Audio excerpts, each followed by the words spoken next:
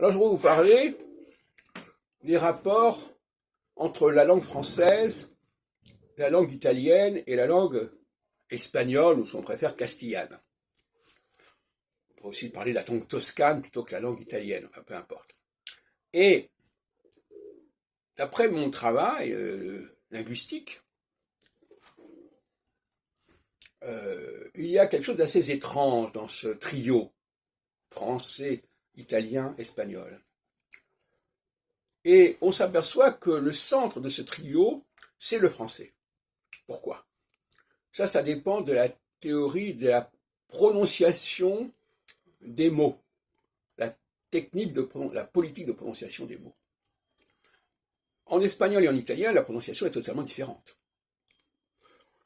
Les Espagnols mettent des marqueurs pluriels en S, un peu partout, ce que ne font pas les Italiens, mais ce que font les Français.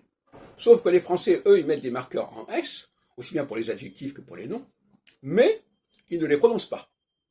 Donc quand ils ne les prononçons pas, ils donnent un résultat qui est assez proche de l'italien.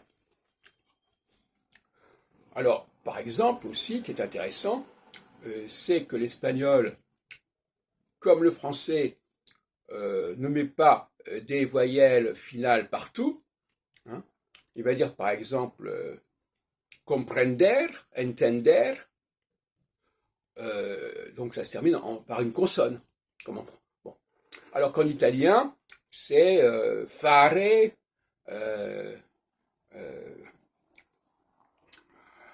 preparare, etc. Donc ils ont besoin d'avoir un et à la fin pour les infinitifs, ce dont se passent parfaitement les Espagnols. Et là c'est intéressant aussi, parce que en français, on ne met pas de finale systématiquement, comme les Italiens, à la fin des mots. Bon.